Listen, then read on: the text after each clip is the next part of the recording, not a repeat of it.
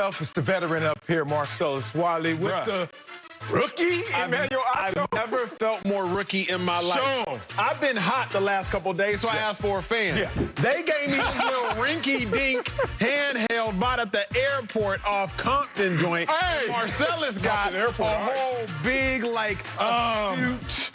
I don't know what you're talking about, big dog. Beverly Hills? Beverly Hills adjacent over there. And I got a wrist tie bar. I'm winning today. All right, let's get it started in the NFL. Damn, Acho, feel for you. The draft is tomorrow, and we'll finally find out which team will pick former Ohio State star Justin Fields. Fields is expected to be a first-round pick, but some reports have his stock falling past the top 3. According to the undefeated, race, I said, could be a factor in the slide, saying, quote, make no mistake, Fields will be one of the first 5 quarterbacks taken in the draft, but the fact that he started the college season as the consensus #2 quarterback prospect before inexplicably dropping as low as the 5th quarterback at times in some mock drafts behind white players with lesser pedigrees is an indictment of an antiquated system as it pertains to black quarterbacks. Whoa, Acho, is race a factor in how Justin Fields is being evaluated? So, any show, any quality conversation, I don't think the objective should be to prove one individual right or prove one individual wrong, but it should at least be to make you think. Okay, So I'm hearing you. the goal of this conversation for me is to at least make you, the viewer, think. Is race a factor in how Justin Fields is being evaluated? I cannot prove it is conclusively. But what I can do is look at context clues. Okay. And that's all I'm going to do in this block is look at context clues and make you all think. When I look at Justin Fields, he had always been the #2 quarterback behind Trevor Lawrence. He was a #2 quarterback behind Trevor Lawrence coming out of high school, all the way through college, the #2 quarterback behind Trevor Lawrence. He actually outperformed Trevor Lawrence in the semifinal game, so much so that people started to ask themselves, should Justin Fields be drafted ahead of Trevor Lawrence? But now, somehow in the last 2 months of being incredibly intentional and scrutinizing every attribute of quarterbacks, Justin Fields has fallen behind Zach Wilson, happens to be white. He's fallen behind Mac Jones, who also happens to be white. I'm not going to draw a conclusion, but I am going to look at context clues. Context clues for me look like this. Cam Newton, his freshman year at Florida, I believe he stole a laptop, threw it out the window, gets suspended, he had to transfer. We heard about that all the way through Cam Newton's college career and his draft evaluation process. Cam Newton was so good, still went #1 overall, but we heard about that character issue. We've heard about Justin Fields' character issues. I don't know where they've come from because he really hasn't done anything, but there were concerns about how much he loves the game. What we haven't heard much about is Mac Jones, who got a DUI his freshman year and put not only his life at risk, but other people's lives at risk, a 2-car accident. We ain't heard about that character issue. We ain't heard about any character issues except for Justin Fields.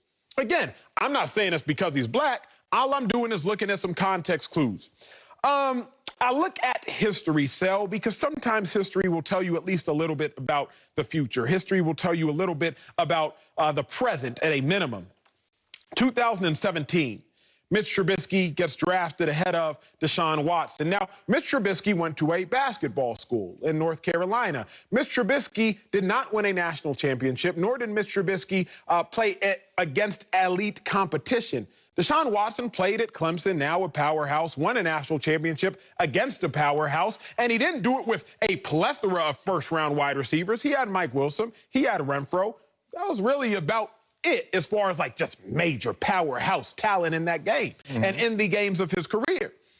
Mitch Trubisky gets drafted with the #2 overall pick to the Bears, and Deshaun Watson gets drafted later on in that first round. I look at, and again, I'm just trying to make y'all think. I'm thinking. I look at the next year's draft with Patrick Mahomes also falling behind Mitch Trubisky. Excuse me. I look at the next year's draft with Daniel Jones and Dwayne Haskins. Now, I challenge y'all, don't have the hindsight bias of you know what actually happened, but Dwayne Haskins plays at a perennial powerhouse in Ohio State. He breaks every Big Ten record, and he breaks every Ohio State record, just about, the meaningful records. Throws for 50 touchdown passes in 1 season. Daniel Jones threw for 50 touchdown passes in 3 seasons. Daniel Jones, the fewest interceptions he ever threw in a season was 9. Dwayne Haskins, in his 1 phenomenal season, he only threw 8.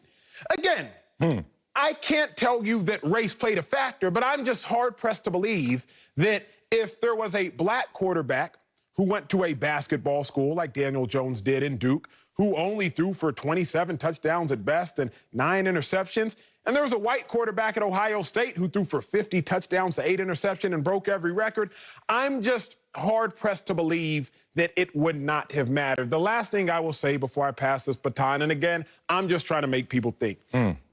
Sam Darnold gets drafted number 3 overall to the New York Jets. Now, Sam Darnold threw for 26 more yards in his last 2 years than Lamar Jackson threw for in his last 2 years. Sam Darnold threw for the exact same amount of touchdowns as Lamar Jackson. Sam Darnold threw for more interceptions than Lamar Jackson. The difference, Lamar Jackson rushed for 3,000 more yards in his last 2 years than Sam Darnold. Baker Mayfield goes number 1 overall. Baker Mayfield won a Heisman. Lamar Jackson won a Heisman. We know how great Baker was in college. But then there are 2 quarterbacks, Josh Chosen Rosen and Josh Allen. Their college careers, their college abilities pale in comparison to Lamar Jackson. Lamar Jackson doesn't run his 40-yard dash at the Combine or at Pro Day because he doesn't want people to look at him as a receiver. But Hall of Fame general manager like Bill Polian still alludes that Lamar Jackson should play receiver. Again, I can't conclusively prove that it's a race thing, and I'm not trying to. I'm just trying to make y'all think like I've had to think. If Lamar Jackson was white and rushed for 3,200 yards in his last 2 years, won a Heisman in his last 2 years, passed for the same amount of yards as Sam Darnold, but with fewer interceptions, would he have been the 5th quarterback taken? I just don't believe so. Y'all just chew on that and come up with your own conclusions. But I'm just here to make people think. All right, I love it. Let me start off by saying race is not a factor in how he's being evaluated. And I can prove it's not being a part of this conversation exclusively. I'm thinking. You made me think, and once again, I will take those thoughts to reality and the evidence. I want to preface everything by saying what the wise scholar, Yoda, as I like to call him, said about race and racism. Racism is not dead, but it's on life support.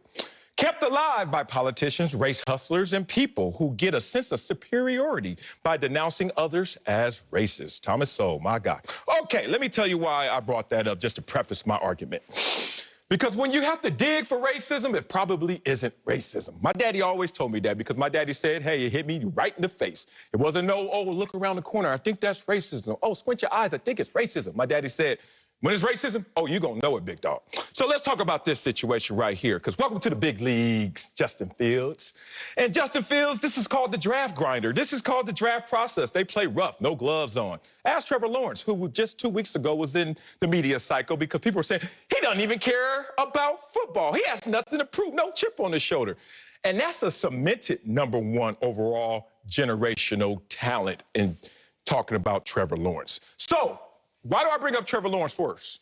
No one is touching Trevor Lawrence, even though there's shots still fired at #1. So since he's cemented at #1, who are they going to come at next? #2. And who was #2? Justin Fields. Let me give you some advice, Justin Fields, big dog. It's a little late, but here it is for you going forward. If you're the guy that they're shooting at, don't give him anything of a target. And he gave him enough target. This is the problem when you're #2, but really the one that a Mac Jones, a Trey Lance, a Zach Wilson is shooting for, because nobody's going to hit Trevor Lawrence. This is what occurred. They looked at him and said, let's see how you perform in those 8 games. Let's keep this about the meritocracy, performance. And here we go. 2 years ago, you were 3rd in Heisman voting. You dropped down to 7th. Who cares? That's voters. Let's talk about on the field in those 8 games. Only 8 games. 3 games you had under 200 yards passing. Okay. 3 games with 60% completion percentage or lower. Ooh. Including 44% and only 114 yards against Northwestern. Now, how clutch is he, some people were asking? Because his 2 worst games were in championship games, Big Ten championship game and the national championship game. Interesting.